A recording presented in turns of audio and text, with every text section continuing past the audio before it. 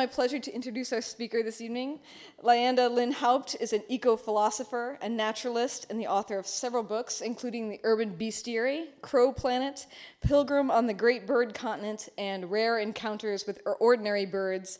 She's a winner of the Washington State Book Award, and she's here tonight to celebrate the launch of her fifth book, Mozart's Starling. Please join me in welcoming Lyanda Lynn Haupt.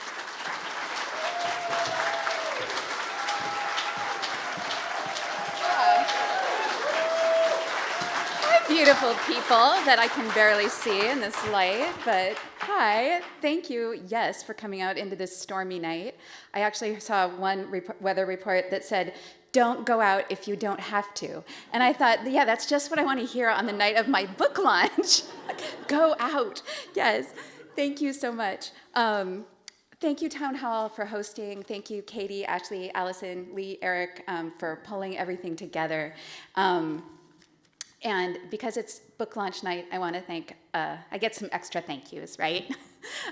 First, curtains are pulled, but thank you to our beloved Elliott Bay Book Company. Our Karen and John are there. We love you. We love you. We love you. My amazing Elizabeth, where are you? My amazing agent, Elizabeth Wales, I'm so grateful for her, and we are so fortunate in Seattle to have, it's like having a New York agent in Seattle, and we love her. Thank you, Elizabeth. Where's my husband? Oh, there he is. Okay, my super handsome, talented, and extremely long-suffering husband. I feel, and I'll just throw my parents, my cute parents in here with the long-suffering, but thank you. But everything, Tom did everything except actually write the book. So anything, all these photographs that you see, anything that has to do with me ever coming into the same room with any piece of technology, he handled all of that, and I'm super grateful. Charlie, where did you go? Charlie Heisdant played the piano tonight while you were all gathering, and as beautifully, just so beautiful and graciously. I am so grateful. Thank you so much. I don't want to Academy Awards it here, so I'm going to stop there. There might be some embedded thank yous as we go. But I have a couple of polls to take before I start. One, so I can decide how nerdy and geeky to be about birds. How many birders? Oh, excellent. Medium geeky. Okay. Number two, I know I got... this light is right on me, so that's okay. I'll get used to it. Poll number two. I was sitting at a cafe interviewing an illustrious musical personage here in Seattle for this book a while back, and he said to me, you know, I've lived in Seattle for 20 years, and I have never seen a starling. I know. And I said, dude, well, actually, he really is illustrious, and he's my elder, so I did not say dude. But basically, I said, sir, look out the window. There's 3 starlings on the wire, and I think you've been walking under them every single day for decades. He's like, that's what those are. That's what a starling is. So I want to know, because I know we've had pictures up here, and there's the cover of my book, so without cheating, before any of that happened, how many people here with 100% confidence can say that they can identify a starling when they see one? Oh, good. Okay, you guys are so far above the bar, which I would expect of town hall people. So thank you. I have really discovered that a lot of super educated people are not sure that they're seeing a starling when they are. They think that they're seeing a baby crow, which does not look like a starling, or they just call them a blackbird, like in a generic way like that. So beautiful starling. So this is a starling in almost every season except right now, because now this is an adult starling. And right now, they are in their breeding plumage. And so their bills get more golden, their legs get lighter pink, and their breasts become this shimmering, just black iridescence. And the really, really cool thing about starling breeding plumage is that instead of molting into new feathers like most birds do, their white tips, those white tips that spangle their breasts so beautifully, actually wear away because they're unprotected by layers of pigment. So they wear off. They don't have to make whole new feathers. They just kind of wear into this beautiful, fresh summer, spring into summer look that we see now. So I got the idea for this book kind of suddenly. I was looking out my window one day. I was writing my last book, and I looked out the window, and there was a group of starlings on the lawn, and kind of on the parking strip, right? About 20 starlings. It was fall. They were gathering in their flocks. And like many of you, I'm a conservationist. I'm a bird watcher. I'm a nature writer. I'm supposed to hate starlings, right? Because and I do. I'm not a starling apologist, and this book is not an apology for starlings at all. So I'm supposed to hate starlings. They cause $800 million in agricultural damage every year just by eating crops in wine country and in farm country. They're a non-native invasive species that takes over the nest of innocent little cavity nesters like chickadees and bluebirds and other birds that we like much more than starlings. And they're loud and they're poopy and they gather in great numbers. And here they were on my lawn, scaring away my chickadees. So I did what anyone would do. I knocked on the window to scare them away so the chickadees could come back. And the starlings just turned, and most of them didn't look at me at all. And the rest of them, they're like teenagers. Like, they just don't care. They're just... So I thought, okay. So I rapped harder. And this time, they did me the favor of just lifting a little bit off the ground and turning into the light. And when they did, that iridescence just shone at me, and it just glimmered in this kind of dark, pale day. You know how a hummingbird's gorget, from one angle it looks brown, and from another angle it comes into this jewel-toned life. So that's how it is with starlings, too, with their iridescent bodies. And I just looked at them, and they settled back down. Of course, they didn't actually leave. And I looked at them and I thought, dang, yeah, I hate starlings, but they are so pretty. They're so pretty. And I was about to go back to the book that I was actually supposed to be writing, but I noticed at that moment that Mozart's Prague Symphony was playing on Pandora. And I didn't realize at the time that he wrote that symphony during the time that he kept his own pet starling. But I had known for years that he did keep a pet starling, and I'd even written about it in previous books. But this all sort of came together in this moment of shiny Mozart and remembering the story of Mozart's starling, and I thought, oh my gosh, I just became totally fascinated with the idea of finding out more about it. It was just one of those ideas that you can't get away from. It's just like a thunderclap, And the first thing I thought was, I wonder if that story is even true, because there are so many myths. We hear that, Beethoven sliced the legs off of his piano and sat it on the floor so that he could feel the vibrations of the music because he was deaf, which probably wasn't true. We hear all kinds of stories like that. And so I thought, I comforted myself with remembering that Jim Lynch, the novelist, and shout out to Seattle 7 people, love that organization of which Jim is a part. Jim Lynch had written in his novel Border Songs, he had a character that mentioned that Mozart had a pet starling. And I thought, well, Jim would never be so careless as to write something without researching it. So I saw Jim at a gathering, and I said, hey, Jim, you wrote about the starling. Where did you find out about it? And he said, I read it in your book. And I was just like, oh, okay, I've got to go. So I did some quick research. It turns out it is true. And just a little, you don't have to do the research now, you have my book. It turns out to be true. Mozart kept a pet starling. And the really interesting thing about the story is that we know about it because, well, two things happened. He wasn't a very good record keeper, but he did keep track of certain things. One is he always wrote down the date that he completed a finished work, more or less, the correct date. He had a diary of his completed works. So we know that in April of 1784 in Vienna, he finished the beautiful Piano Concerto in G. He wrote it down in his book. This concerto, super pretty, was slated to be publicly performed in June. Finished it in April, going to publicly perform it in June. The piano part was written for one of his gifted students, Barbara Ployer. In between, in May of 1784, he visited a birdcatcher's shop and he bought a starling. And we know this because the only really other record keeping we have of Mozart's, besides a bunch of letters, lots and lots of letters, is this little notebook where he recorded for a little while, not very long, every purchase that he made. And I kind of believe that Constanza made him do it, his wife, because he wasn't very good with money. And I think she said, honey, take this little notebook and write down every single thing you buy and then give it to me at the end of every week, and we'll talk. So this week, I hope he talked before he did this. He went into the bird shop, and evidently, from his notebook, he heard a starling singing the motif from the allegretto movement of this concerto. He heard it singing it with just a couple of changes.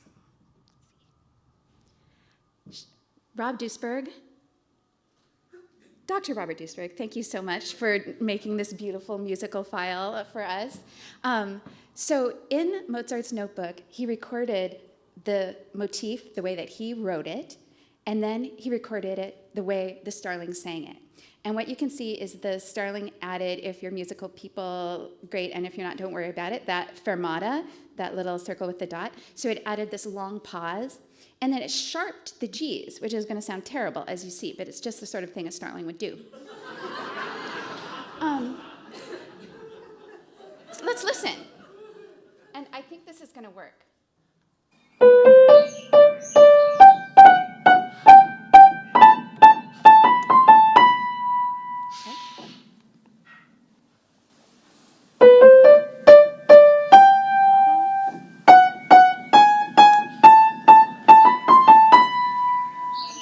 Yes. And in the background, you hear the starling that lives in my house. Yeah, she really likes music, so we can't do anything without that. Let me see if I can. I want to know. Okay, I'm having one slight technical difficulty, but Tom and Eric, no one worry. It's my own problem that I can figure out myself. No one worry. Okay. So Mozart took the drastic step of writing those 2 lines down in his notebook, and then he took the bird home with him. And Constanza was pregnant, so I do hope that he talked to her first, because the last thing a pregnant wife of Mozart needs is something more to do. So he brought home the bird, paid 3 kreutzer for it. Historians that bother to mention the bird, most don't mention the starling, but in the few mentions that you see, I've seen the idea that Mozart was horrified and angry and furious that the starling somehow learned this motif because it was an indication that his work had gotten into the world. But he was always totally paranoid that someone was going to steal his work, another composer was going to steal it or imitate it. So let me say it's not at all surprising that the starling mimicked his work, because not everyone knows, even if you know you're supposed to hate starlings, not everyone knows that starlings are wonderful mimics. So they are as good as parrots and better than the corvids, better than the jays and ravens and crows that we know are also good mimics. So they're great mimics. So it wasn't a surprise that he mimicked it. The bird mimicked the concerto. What was a surprise was when he did it. Because how did it ever hear the motif? So people say Mozart must have been really angry, but in his notebook we find another line, and we realize that he was anything but angry. He wrote, and pardon, I do not speak German, he wrote, das war schön, which means that was wonderful.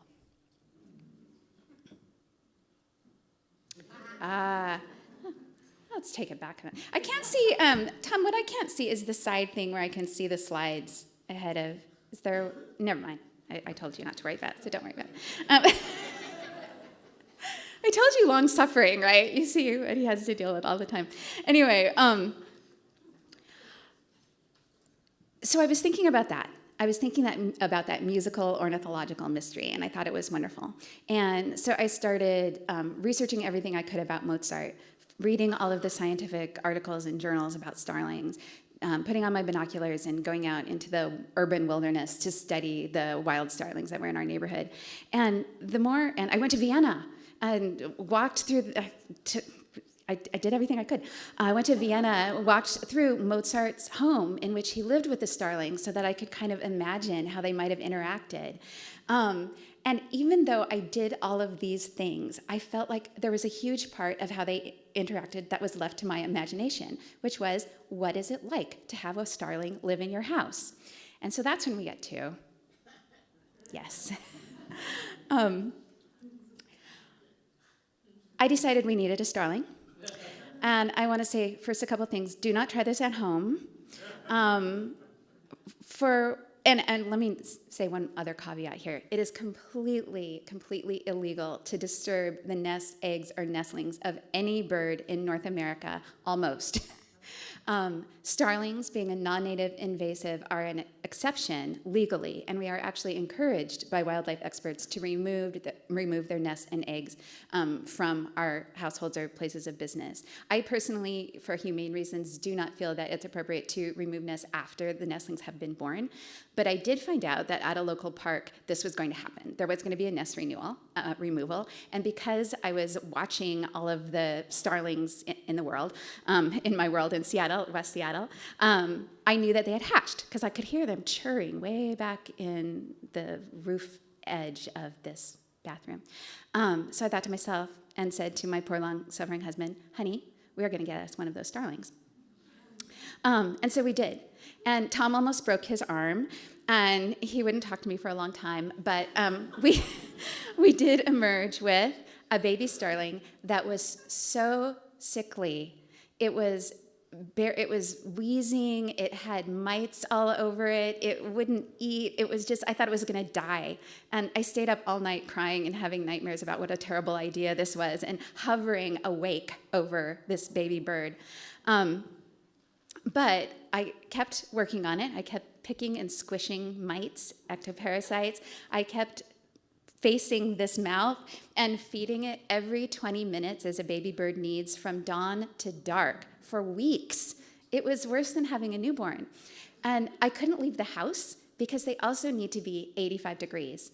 And when they're in a nest, when they're, all nested up with their nestlings, with their fellow nest mates, with their mom on top, they stay the exact right temperature, but we need to keep them baby birds under a bulb. It's very hard to raise a baby bird. I really don't recommend trying it. But now that I had this starling, I had to take care of it. And one day I decided that I had to leave the house because I was going stir crazy and we needed groceries. So I put the starling in a box and I brought some of its food that I feed it. And I took it with me, and it started getting really cold really fast. And I was parked at Thriftway, so I tucked it in my bra, closed up my finger, ran in and got my bread and milk, and came home and never did that again. And if I was ever late, like if I decided I just needed some air and needed to take a walk around the block, I'd come home and there would be this horrible coming from my study desk where the bird was living.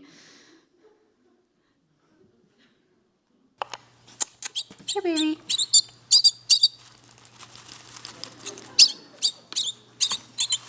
And to inspire that gaping reflex, you can sort of tickle their bill, so, yeah.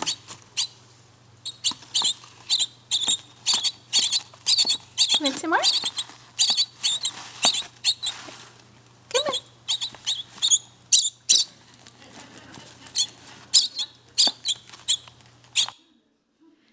So that was my life. Not only did I steal/rescue a baby starling, but I stole a pile of those stirring sticks from Starbucks. So I am a complete minor felon. Carmen took over my life, but she grew to be part of our family, or we, her flock, or both, and we grew to really adore her. She's a charming, intelligent, mischievous bird, and I'm just going to show you sort of a family photo album here. She got fatter and bigger and a little uglier before she got cuter. But here she is in her first juvenile plumage with that white chin, so pretty, and she loved to snuggle. This is my daughter Claire, and she's reading Jane Eyre, and Carmen loved to just snuggle under her hair and sit on her shoulder while she read. So starlings, just because there was a big response on who's a bird watcher, starlings are one of the few songbirds that have a full post-juvenile plumage. So they have the juvenile molt, and then they have a full post-juvenile molt, which is what she's in now. So that's the teenage starlings that we're going to be seeing at the end of the summer once they're all grown up. The white chin is gone. All that cute little downy fluff. They have this one last little piece of fluff that stays that makes them look like angry old men and super cute. So that leaves, and we're left with the teenage starling and the teenager.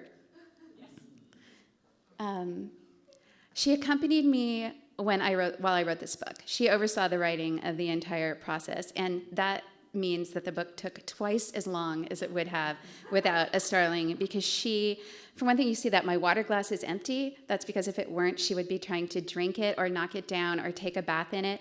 Or if the water was low enough, she would tip her bill far enough down that she'd get her wings pinned and drown if I didn't rescue her really fast. I don't know how she found, I don't think of my office as being dangerous, but she would find things that I didn't know I had, like thumbtacks or rubber bands that she could ingest that would get entangled with her intestines and kill her if I didn't eke them out surgically from her esophagus, which I did more than once. She pulled the Post-its out of my books that I had placed, carefully for research with little arrows and notes, and it took hours to put them back where they belonged. I devised a strategy, which was, because she loved Post-its so much, she likes to kill them. She takes them, she shakes them really hard, like starlings in the wild and other birds do, to shake the wings off of insects that they catch before they eat them. So I'm kind of thinking that's the behavior inspiration for that. So she'd kill my Post-it notes, so I started posting them all over myself. So she could just pull them off of me and kill them and drop them and not cause any harm. I made a little toy box for her of things that she actually can play with, like Post-its, snail shells, things that she can stick her bill in. But it's like having a toddler that never, ever grows up. You have to toddler-proof and starling-proof every single day. She liked to type. She likes to sit on my hands while I type, and she weighs nothing, so that wasn't a problem. The greater problem was that she liked to jump off my hand and onto the keys. So she would add letters, she would delete letters, she would send embarrassing emails that I hadn't finished writing yet. Like you write all the mean things you think, and then you go back and take them out. I didn't always have the chance to do that. She liked things that I hated on Facebook. She was just so totally mischievous. So one of the things, though, that you can't see in all of this, all of these still photographs, is the background sound that is a constant part of our life with a starling. Oh, so there's two different kinds of sounds that you're going to hear. One is just these wild kind of starling-esque sounds that starlings make. And as bird people, you all know that in songbirds, which starlings are in that order, that large order, usually it's the males that sing the song. Both males and females vocalize, right? But males sing the spring breeding season and territorial song. In starlings, it's very little known and only recently studied that female starlings sing almost as much and certainly as well and as giftedly as males, and they're also as gifted mimics. So in this, you're going to hear wild, crazy starling sounds, and thrown in, you're going to hear some of the sounds that Carmen has picked up from living with us. So she says, it's amazing. She says her first word was hi, but she also likes hi, Carmen. I see the Carmen sitters nodding. They know these words. So I'm going to do an embedded thank you here. Jane. Dr. Treely Tucker, Rob Duisberg, Mark and Janine, are you here? Mark Allness, and is Janine here? Maybe. Okay, not. Anyway, all of these people took care of Carmen at some time or another to keep her alive during the writing of this book while I had to go out of town. And in the case of Treely, the first thing, Carmen was young and actually went and stayed at Treely's house. And the first time Treely let her out of the cage, Carmen, her name's Carmen, Carmen flew over to her aquarium and ate one of her guppies. Yes, yes. And Truly was still nice to her after that. So the Starling sitters know her favorite words. She says, hi Carmen, hi honey. She says, to make the cat angry, she says, meow. But she also mimics other household sounds, like the creak of the wood floor. She mimics the coffee grinder, the sound of the kerclunk of the lid onto the counter, and the whir of the grinder. And all of those things are in this video. So I might kind of give you a heads up as we go. So let's have a listen.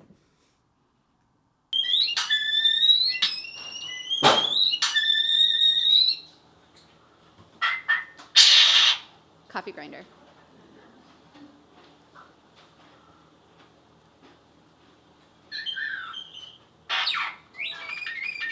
Starling.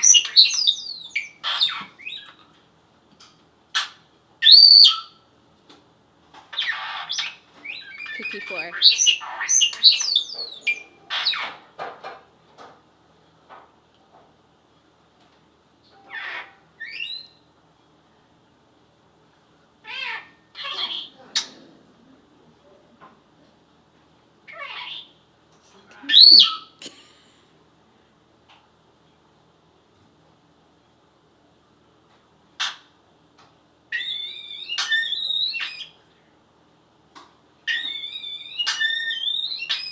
So this is going on constantly at my house. Okay. So yeah, that's the background sound at my household.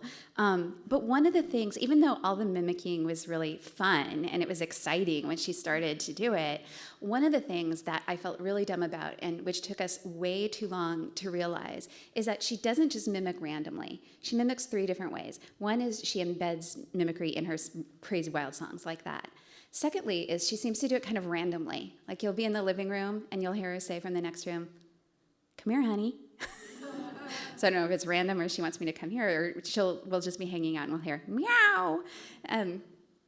What took us a long time to discover was the third way that she mimics, and I think the most significant and important way, is that she anticipates the next sound that is going to happen in our household, and she does it all the time. So I'm the first one to get up in the morning. I'll come down the stairs in my sock monkey pajamas, and it's kind of dark, and I'll walk up to her aviary, because I'm a classic mom, and I have to make sure she's not dead. I worry every single day.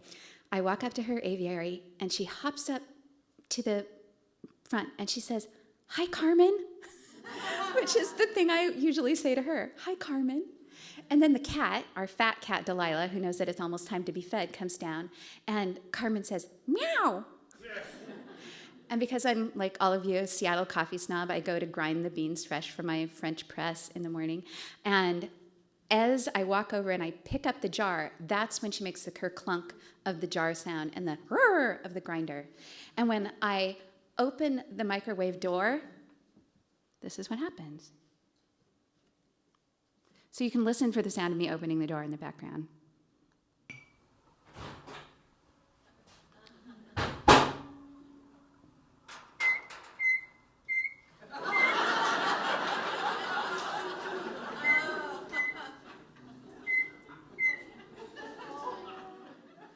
It's pitch perfect. We cannot tell them apart. We cannot tell them apart. And it's so reliable, it's a party trick. I can say, want to hear Carmen, beep like the microwave, and open and close the door, and then she'll go beep, beep, and same with the microwave. So this is an aural participation in life. It's incredible. She involves herself in the life of us, her flock, with this anticipatory and interwovenness of her own vocalizations with those that are going on around her. I just cannot believe how beautiful that is. And I think of Emerson's quote, we lie in the lap of an immense intelligence. And I think about that now whenever I walk into the world.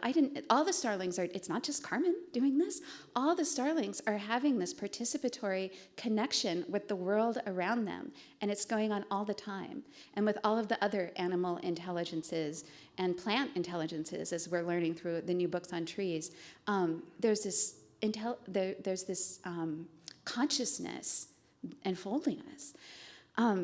So it all sounds really wonderful, and you wouldn't imagine that the Starling song could be controversial. Enter Noam Chomsky. So Noam Chomsky, our famed linguist from MIT, was at MIT in the 50s, and he was thinking a lot about what makes human language unique. And he, went on for decades about it, but, love Noam, of course. And thank you again that Truly and Rob loaned me this great statue of Garden Noam Chomsky. He was trying to figure out what made human language unique, and one of the things he focused in on was a syntactical device called recursion. So there are a couple of different ways that we as humans make sentences, or that we make sentences longer and more complicated. One is that we sort of add information on to the end of a sentence. So if our simple sentence is, say, Mozart played the violin, we could add to that sentence by saying Mozart played the violin and had a pet bird. And we could keep going. He had a pet bird, and he named it, well, we don't really know what he named it. I call it Star in the book, but that's not part of our sentence. So that's one way we could do it. We could keep doing that. So our sentence would be growing, like a rat growing a longer tail, right? But we as humans do something else, and it's called recursion. So instead of adding to, lots of animals add to their vocalizations to make longer sentences. Wrens, whales, dolphins, elephants, lots of animals are able to do that. But what humans also do is we create sentences from the middle. So instead of saying Mozart played the violin and had a bird, we say Mozart, who had a bird, played the violin. And we could say Mozart, who had a bird, and a bird that sat on his shoulder while he composed, played the violin. And we could keep doing that forever until we had to go to bed. So instead of the sentence being like the rat tail, it's now like a peony sort of blossoming from within. And Noam Chomsky found this very, very important. And he said, he linked this to the uniqueness of human language.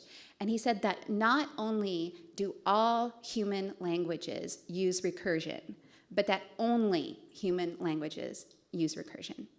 So anthropologists are busy disproving the first part of that. And it turns out the animal that first disproved the second part of it is the starling.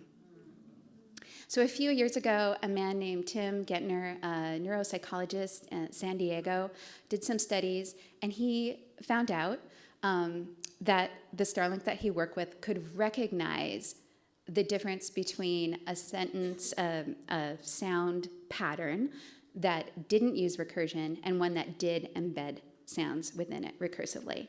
So with thousands of tries and listens, the starlings could learn to recognize the difference. And it's a beautiful paper that he published in Nature. And as you can imagine, this paper made Garden Noam Chomsky furious. He was so mad. He came, he woke from his dogmatic slumbers, and he started writing that it was just memory tricks. They were just counting the number of rattles that they heard, blah, blah, blah, all these, things that were actually things that were very impressive for a bird to do. But he didn't agree at all that the starling could recognize the syntax. He did not want his cherished theory to be disproven. And Tim Gettner went on to do some beautiful and more complicated studies that further prove his point. And on reading all of the science, I have to come down on the side of the starlings. And let me just see, since I don't have my list of. What's that?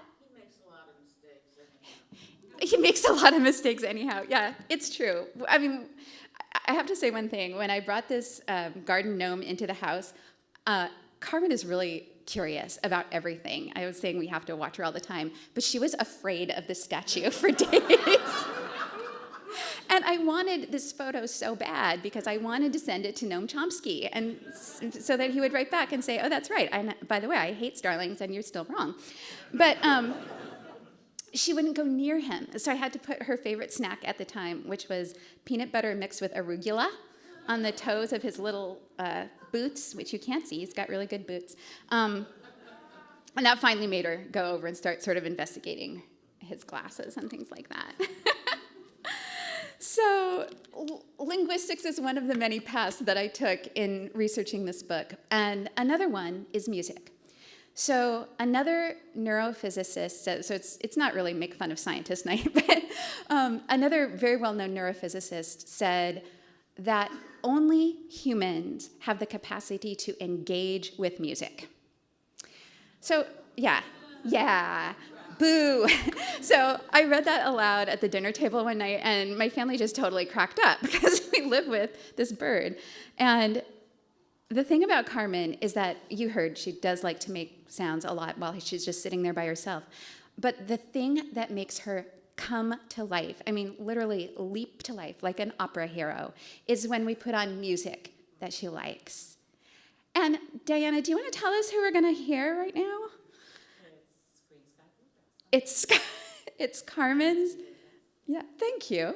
It's Carmen's favorite band, Green Sky Bluegrass. I wanted her to like Mozart.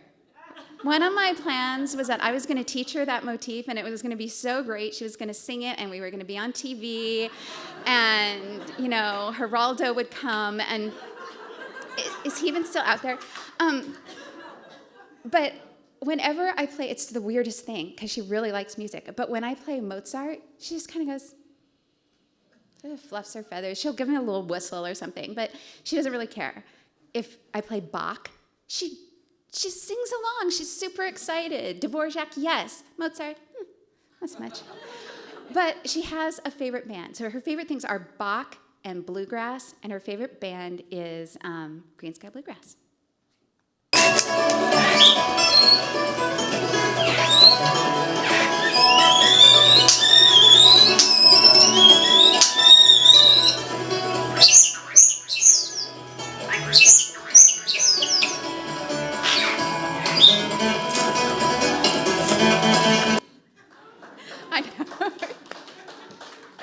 I know. Yeah, only humans can engage with music. It was a problem because my daughter's a cellist, and she's a pretty serious cellist, so she had some audition recordings she has to do now and then, and it's almost impossible. So it takes all three of us. One of us, Claire, has to play the cello, one of us has to hold the video camera, and the other of us has to take Carmen somewhere safe and far away in the house and watch over her. So she doesn't, Claire has gotten so many almost perfect recordings, and then at the very end it's a so it's great. But I love thinking about this in the context of Mozart and his Starling and his home in Vienna, because by all accounts, Mozart's home was filled with music. Haydn came over, and they jammed together with a Haydn on piano and Mozart on the violin. They had, gatherings and quartets playing in the parlor. They had students coming and rehearsals and composing at the piano at all hours of day. And so this is what had to be accompanying the compositions of Mozart during that time. And I love thinking of them together. So here's the family. And I'll just, yeah, I know. They look really happy. Let's take a special moment to honor this hairstyle on Mozart's sister. So that's Maria Anna, his older sister, a prodigy in her own right. And although Leopold, there on the right, the dad, was quite progressive in his education of the children, he was traditional at the time in that he, when it benefited the family, did take Nannerl, as she was called, Maria Anna, on tour. She's a beautiful pianist, but he did not teach her composition. So by the time she was older, he focused on Wolfgang next to her.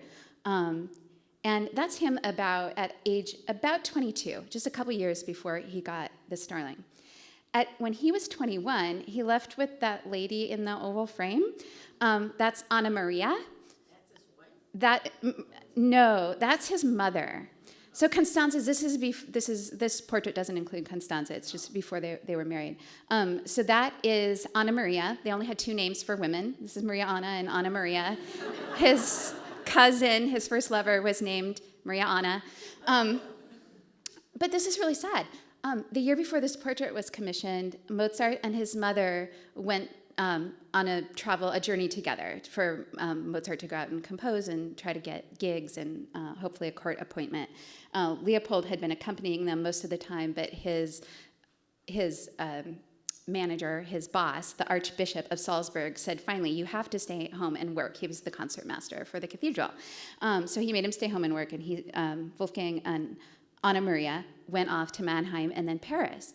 Now in Paris, they had this very narrow staircase going up to their dark, damp apartments. And it was so narrow that they couldn't bring a forte piano up the stairs. And so Mozart had to leave the house all the time in order to compose and in order to teach and play. Anna Maria, as an unaccompanied woman of the time, was not able to go out into the world by herself. And so she stayed in this dank, horrible apartment, and she got sick, and she died. And Mozart was so mortified that he didn't even tell his dad. He wrote them a lying letter that we have that says, Mama is sick, but she's being bled, and I think she's going to be better. And he made a friend finally tell them.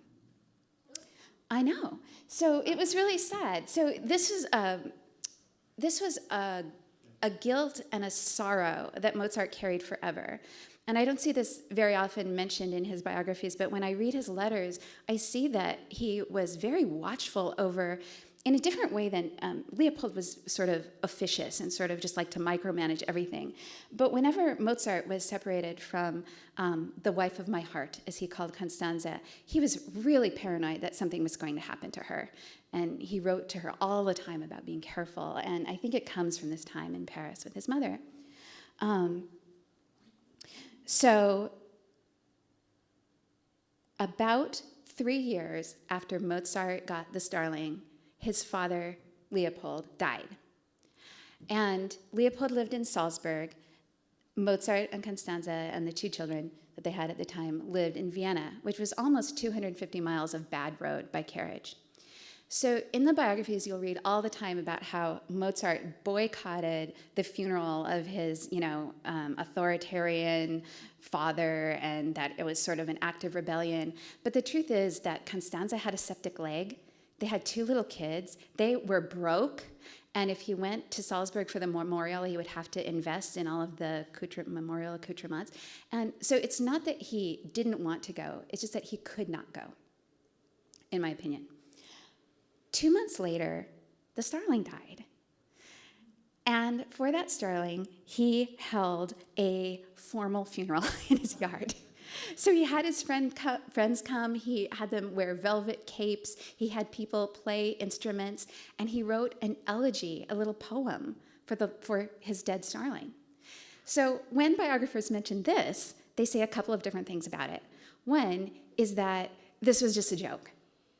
That it appealed to Mozart's sense of the absurd to have a funeral for just a bird. Other people have said that it was a transference of his guilt over missing his father's funeral. And I actually think that both of those things are true. I think he would have thought it was hilarious that he was having a funeral for a bird. And I also think that it might have been a very healing ritual for him to have this vessel of a funeral in which to channel the loss of his father. But I also think something else is absolutely true, and that is that Mozart loved his Starling, and he was just sad that it died, and he wanted to honor its passing in this way. And when you read the poem that he wrote, there's so much in it that captures the true cleverness, intelligence, mischievousness, and friendliness of a Starling, that you can just see their relationship come to life and his honest sadness over her loss. So I'm going to read just a tiny bit of that. I'm on track here. This is the first time I've ever had to do this at a reading in my life.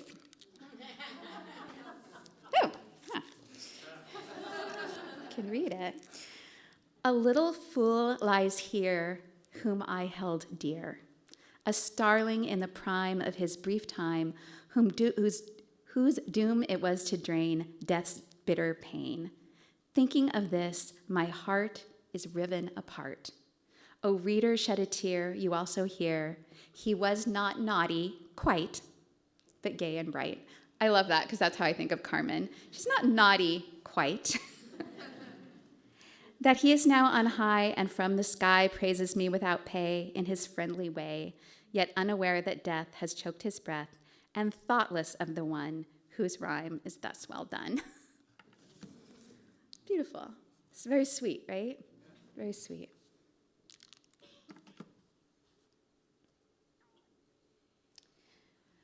Mozart died about 4 years later, and his grave is in this beautiful, tangled, haunted Gothic cemetery on the edge of Vienna. It was my absolutely favorite place that I visited when I was there. I was completely alone. I expected this stream of sort of Mozart pilgrims, but you can't tell how kind of tangled and crumbled and moss-ridden the whole place is. We don't know exactly where Mozart is buried. So it's a myth that he was buried in a pauper's grave. That's one of the sort of myths that surrounds his death in Vienna. He was, however, buried in a common grave, which was the practice of the time, an Enlightenment reform of the emperor that Mozart himself supported. So people were buried in shrouds in common graves, and because the area that they were buried in would be eventually reused, they actually didn't put grave markers on the actual graves. They lined them up along the fence, kind of to the side. And so Constanze was sick and grieving and did not go to the actual burial, which again was not uncommon at the time. People say that no one was at his graveside. And that again was the custom. You would go to St. Stephen's Cathedral in this case, have the memorial service, and then the group of bodies to be buried would just be taken away, and that was the end of the public part of it. So we don't know exactly where Mozart is buried. There used to be a very, very big, like from me to the ceiling, a huge memorial, kind of granite-carved muse, marking the spot where we basically thought Mozart was buried with this plaque and poem and everything. And in the late 1800s, they took that memorial and they moved it to the new municipal cemetery outside of Vienna, which is really huge. And they moved it so that it could be next to the memorials of Beethoven, Schumann, Salieri, and others who actually are buried there. So they made this kind of ghost musician garden in the cemetery. And in the place of that muse in the St. Mark's Cemetery, they put this cherub. I was like, he comes about like this high. It's very small. And I thought, I was feeling the spirit of Mozart, right? So I get down on my knees. I'm kind of looking up into the face of this cherub, and I'm expecting to see some kind of sweet sorrow or this eternal listening to the music of the spheres. And instead, I see this poor cherub going, like, seriously? I have to stand here forever, and it's not even his grave. It's just like, the poor thing, he's just like, no. But that's Mozart's grave. It's a beautiful place. And I want to leave you with this image of murmurations. Let's play it. Yeah. So starlings right now, let's just watch it for a second. It's super pretty. So starlings right now are nesting, and so there's the females are starting to get a little quiet. The chicks will be born about May 1st, which was Carmen's birthday 4 years ago. She'll be 4 this May. Later this summer, we'll see them emerging in that gray plumage that we saw. And they'll stay in kind of small family groups, and those will build and build until in the autumn, they gather in these great flocks that we call murmurations. Beautiful word, poetic word. And when you record the sound of a murmuration, it's like the whisper of, prayers in the cathedral overhead. It's just a beautiful sound. And the fact that they do this has perplexed watchers and scientists for centuries. No one knows how they manage to, let's just keep it going, to turn in unison enough to not run into each other. Because think about it, if one bird turns the wrong way at the wrong time, there will be mid-air collisions and there will be broken wings and birds will fall to their deaths. But that doesn't happen. And no one could figure out why. They thought, was there a lead bird at one side? Was it morphic resonance? Was there some kind of vocal call? And it wasn't until just a few years ago that Italian physicists were able to combine new photographic imagery with computer technology that could, figure out what was going on in it, to realize that although there's still a lot of mystery involved, what they boiled it down to was that one starling affects the 7 starlings closest to it. And that movement scales rapidly through the flock. And if you think that they still don't know exactly how it happens so fast, but the metaphor that I think of is if you've ever been to a memorial service or a protest or a liturgy or anything where people are holding candles and there's thousands of people and they say, okay, we're going to light all the candles now, and 3 people at the front light their candles, and you think, oh God, we're going to be here forever lighting these candles. And just in a flash, the whole place is lit up. Have you had that experience? So starlings are way faster than us going candle to candle, but that's what they do. They affect the 7 starlings closest to them, and it makes this critical ripple movement. And I've tried to talk myself out of the metaphor because it sounds cheesy, but it's so obvious and so enchanted, a metaphor for our own lives, that in the work that we do, in our service, our work, our song, our gladness, our art, we are affecting our own version of the 7 starlings next to us. And that life ripples out in ways that are beautiful, whimsical, and more far-reaching than we could have imagined. So I'm going to finish with, I don't know if it's actually supposed to be a reading, but I'm going to read one little bit and then do a Q&A with my glasses on. I love introducing this goofy, pretty, smart bird to my friends, knowing that she brings to everyone, as she has to me, a renewed sense of the raw beauty and intelligence in all of life, accessible only when we are able to strip away our preconceptions. I hate starlings, a guest will tell me. I let Carmen out of her aviary. She lights on my hand, stands in her shining feathers, and sweetly tilts her head. And I ask my guest, do you hate this starling? So for perspective, I contemplate Mozart, where in Europe, starlings are a native species, right? So they're not hated. And in fact, with agricultural land in Europe decreasing, starling numbers are decreasing. And while we're trying to get rid of starlings, they're listing starlings as an official species of concern. So Mozart's guests did not have this ecological bias that the guests in my house do. And I kind of think about that for perspective. The place we are left to inhabit in our thinking about starlings is a complicated one, but one that we are equal to.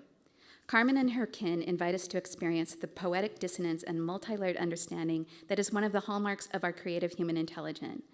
Starlings are shimmering, plain, despised, charming, collectively devastating, individually fascinating. Do I want starlings gone, erased from the face of North America? Yes, unequivocally. Do I resent them as aggressive invaders? Of course. And do I love them? Their bright minds, their sparkling beauty, their unique consciousness, their wild starling voices, their feathers brown from one angle, shining from another? Yes. Yes, I do. I talk a little bit about receptivity to wonder in unexpected places. It is in such receptivity that we discover what draws us, and along with it, our originality, our creativity, our soulfulness. Mozart found inspiration in the presence of a common bird. For us too, the song of the world so often rises in places we had not thought to look. So thank you so much for listening. Thank you.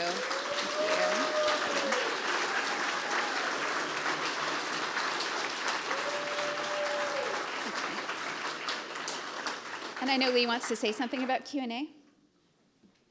So we do have a little bit of time for Q&A. If you do have a question, we ask that you come up to the microphones on either side of the stage, and please keep your question in the form of a question. Thank you. This is a daunting Q&A, isn't it?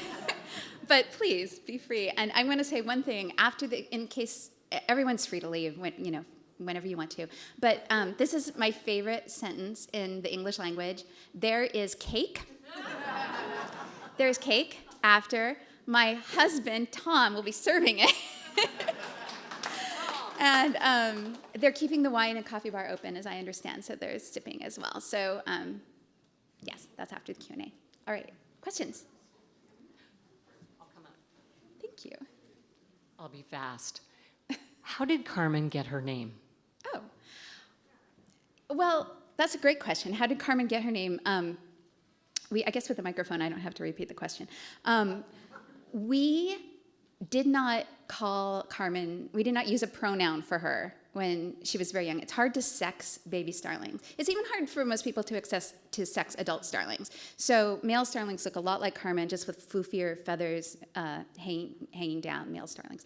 But when they're little, it's even harder to sex them. And so we didn't want to, for one thing, I thought she was going to die, and I didn't want to get over-attached to her by, calling her a name and calling her he or she. But also, we just didn't know if she was a boy or a girl. So eventually, I chose this name that I thought was either sex name. I looked up, unisex names on Google, and I got Carmen. But no one knows that Carmen is a unisex name. Everyone associates it with the opera. I looked up, there's like an Italian fighter, there's a golfer, there's lots of Carmens out there. But for Americans, it's a feminine name, and so it didn't really work very well. So I'm really glad for narrative purposes that Carmen turned out to be female. And Carmen is the Latin word for song. Yeah, it's a musical name. Other questions? Uh-oh.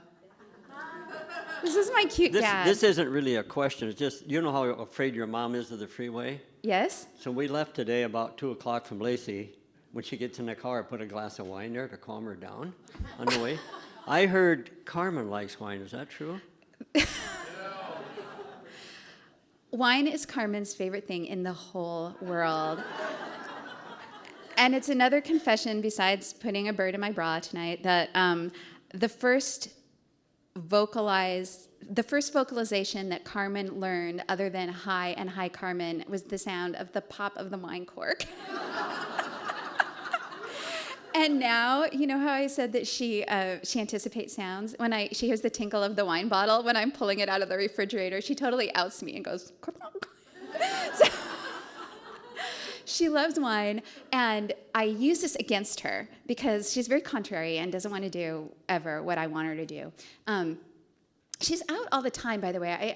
You see those pictures of her inside her cage. Her door is open. She has 2 places she likes to be: with us, on us, under our feet where we might step on her, or on her favorite branch of her aviary. And it's her choice much of the time, so the door's usually open. And why am I talking about this? Because wine. If I need to get her to come to me, or if I need to catch her so that I can do some starling maintenance, like she isn't able to, dig in the ground, so her bill gets a little long and I need to trim it sometimes. And her nails don't, get roughed up from natural branches as much, so I need to trim them sometimes. You can imagine how much she likes either of these activities. So to coax her into getting caught, I get the wine glass out, and I pour a little bit of wine in it, and she's just there like a magnet. And she sticks I just put a little bit in the bottom, so she sticks her nose down, and her tail's up, and I just grab her. And she goes, ah! And then afterwards, I let her have a little sip of wine, too, because she's earned it. But, it's bad for her, so I let her go. But she'll do it again. She'll be mad at me for that day, and she won't fall for the wine trick again, but the next day, she's just back. Yeah. Truly. So as you know, one of the things I'm most fascinated with this whole story is her intelligence and her learning and her clear aptitude for all kinds of things we don't expect. So I assume she has several more years to live, and I wonder has she done her vocal learning now, or will she keep on learning new things as she gets older? Oh, that's a really good Speaking question. as someone who is getting older. Will she? Yes, let's hope. That's a really good question. Truly, someone whose guppy was eaten. This is a generous question.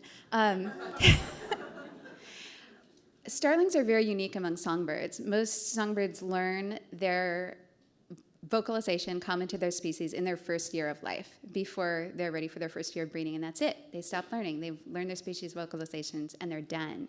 So starlings are one of the only songbirds that we know of. There are a couple others that are lifelong learners. So they do add to their repertoire of songs throughout their life. So older birds have more mimic sounds and have more what we call an individual repertoire, which are sounds that sound like starling sounds, but they're not the super common starling sounds are that whistle sound and a couple of the rattles that you heard Carmen making in that long just sort of crescendo whistle. Those are sounds that all starlings make. Every starling also has its own individual repertoire, like we have our own individual laughs or our own sort of vocal tics that we use. So every starling has those, and then they have mimicked sounds that they add to throughout their lives, which is very unusual. And it turns out that female birds sometimes like older male birds, so, you know, if that's encouraging to anyone, because they have a better vocalization repertoire that's impressive. Yeah. Yes, I have a cat.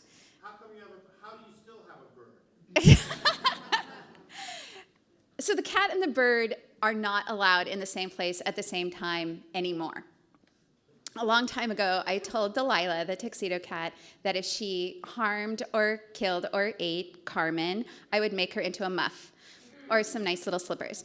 And so I think cats have really good ethics about this. I don't know if you've noticed this. I had a cat when I had budgies before, and the budgies were loose in the house with the cat all the time, whether I was there or not. But that cat, if she got loose, she would catch a finch from the shrubbery in a snap. And these budgies were tame. They'd go up and pester her by, I think cats know they're not supposed to kill things that live in the house. Yeah, but that goes awry. Delilah did kill a gerbil, but we don't talk about it. For a while, we let them out at the same time under supervision. But one time, when Carmen started to get really good at flying, she flew a little low over Delilah, and you could see Delilah trying really hard against the instinct, but she just leapt up. And we thought, okay, it could just go wrong. So now we take Delilah, she's like a koala bear. She sleeps. Cats just sort of sleep all the time anyway, right? So she doesn't really care if we lock her in a room and let the bird out. Sometimes she'll act like she cares, but then you go back to the room and she's just asleep and she doesn't want to come out until the next day. Anyway, so we lock her up before we let Carmen out, and we make sure that Carmen's cage is locked before we let Delilah back out. But I will say one more thing. They sit nose to nose when Carmen is locked in the aviary. Delilah will go up and she'll put her nose against the wire, and then Carmen will come down because she loves company, and they'll really sit bill to nose for a long time. Super cute. And Delilah will eventually swat, and Carmen will just jump back a couple inches because she knows she can't get her, and then she'll go and peck at her nose again. So they're friends, and it's one of the reasons that Carmen doesn't know how to socially behave like a starling, so she's not releasable to the wild for that reason. But reason number 2 is she thinks cats are her friends. Yeah. And I think we're probably wrapping up. Where's the town hall people? Yep. Yes? Okay. Any super emergency questions? Emergency starling questions? Okay. Well, then please have cake. I will be at the signing table, which is where, Lee? Over there. The cake's inconveniently over there. Someone please bring me a glass of wine. And Tom. And